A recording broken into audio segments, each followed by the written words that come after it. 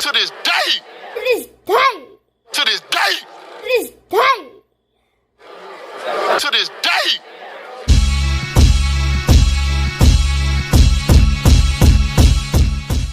What's up, fight fans? This is Kurt DeVille with Counterpunch Boxing News, and I have some new news concerning Tyson, the Gypsy King Fury. Get this. Tyson Fury states that Dillian Whyte is not an avoided fighter. The WBC World Heavyweight Champion, Tyson Fury, has rubbished claims that Dillian Whyte has been avoided. Brixton's Whyte is set to clash with his rival in either March or April after Queensberry Promotions won the purse bid, as we know. Fury told the Unibet Lowdown, he says, "I'm going to knock him out. It's going to be the right hand that does it. It will be a good fight while it lasts. He'll come forward. He'll be game. He'll swing away with some big swings and miss them. I'll detonate a big right hand and knock him out cold." That's what Tyson Fury had to say. Wait, there's more. Whyte has his promoter Eddie Hearn has both stated on numerous occasions that Whyte has been deprived of a crack at the division's top leaders. But Fury responded, "I don't believe he's been avoided. Don't be daft about Deontay Wilder not being keen. He would put his fist through the back of Dillian Whyte's face." Ooh, ouch. Dave Allen fought him, and he only had about 8 fights under his belt. He didn't do anything with Dave. He tried to outbox Dave because he couldn't manhandle him. Derek Chisora didn't avoid him. Who avoided him? He was offered a shot at Joshua, the rematch. He was offered a shot at Andy Ruiz and Luis Ortiz and turned that down. He even didn't want to fight Otto Wallin. If anything, he avoids everyone else. Fury rated Whyte as the 6th toughest opponent of his career. He said, "I would probably look at Wilder, then Klitschko, then Chisora, and then probably Otto Wallin, and then Stephen Cunningham, and then Dillian, the body snatcher, Whyte."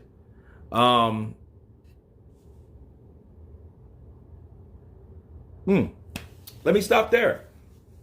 Those are the words, once again, of Tyson the Gypsy King Fury. Now, this topic is contentious because it's a lot of things that really can't be proven. It's a lot of we heard. It's a lot of back and forth. He said, she said. Okay. And I do remember when Dillian Whyte offered Ortiz a headliner at the O2. I do remember when, back in 18, the deal went out for Ortiz to take on Dillian Whyte, but Ortiz was going to fight on an undercard or something, and that didn't work, or something to that nature. But I do remember Wilder telling Dillian Whyte, "You fight Ortiz, and you beat him, I'll give you your shot, and I'm a man of my word." And Dillian Whyte turned that idea down at the time. Now, I don't remember the year because, these years are kind of bundled together when you're talking about those two guys. I always wanted to see Ortiz take on Dillian Whyte. I always thought that between Matchroom and Fox PBC or Al Heyman, I thought that those two guys were like, quote unquote, second in command. Wilder being PBC top, Joshua being Matchroom's top. Then up under that second tier, you got Dillian Whyte. Then that second tier, you got Luis King Kong Ortiz. Okay, because that's how that flowed. So I always wanted to see the two second in command generals taking each other on. That's how I looked at those two fighters. Okay, they had both just took a loss. Ortiz lost to Wilder, and then Dillian Whyte had got knocked out by Anthony Joshua. And as of that time, that was his only loss, and so was Ortiz. Now they're both looking at 2 losses apiece. Bars.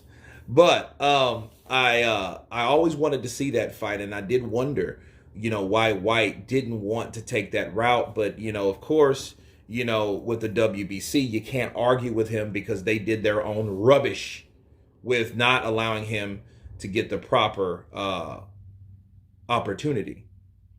So you can say, and if you could look at on the defense of Whyte, you could say, well, hey, why does he have to fight Ortiz when he's supposed to be up for that opportunity anyway, being the interim champion, the WBC interim champion, paying all those sanctioning fees, right? So why would he have to fight another fighter?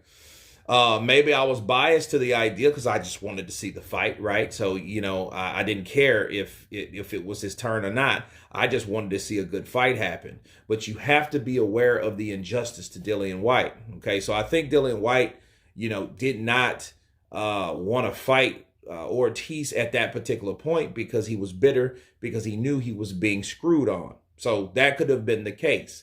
Now he mentions, well, who did he fight? You know, Andy Ruiz. I don't think he ducked Andy Ruiz. I think Andy Ruiz ducked him. So that's wrong. Otto Wallin, that's contentious also because Dillian Whyte supposed to have some type of shoulder injury that Otto Wallin wanted proof of. And I wanted to see how that fight went because you had Wallin in there fighting Tyson Fury in a tough fight. And Tyson Fury rates Otto Wallin over Dillian Whyte.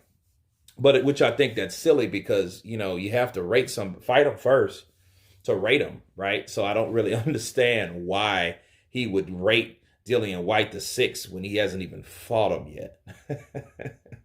But anyway, I guess based on the sparring rumors or the sparring history and the history between those two and all that, you know, because even the guys that's beat Whyte, he hasn't fought. So a lot of this is kind of up in the air anyway, but for him saying he's not avoided or whatnot, I think Ortiz, he just has a shitty management company. And I think Dillian Whyte has a chip on his shoulder for being screwed over by the WBC, the same sanctioning body that he pays sanctioning fees to. But anyway, you guys tell me what you think about Tyson Fury's comments about Dillian, the body snatcher Whyte, that for one, Deontay Wilder would put his fist through the back of his head, and for two, he is not an avoided fighter. Tell me what you think. Of course, please subscribe. And you guys been Counterpunch. Peace.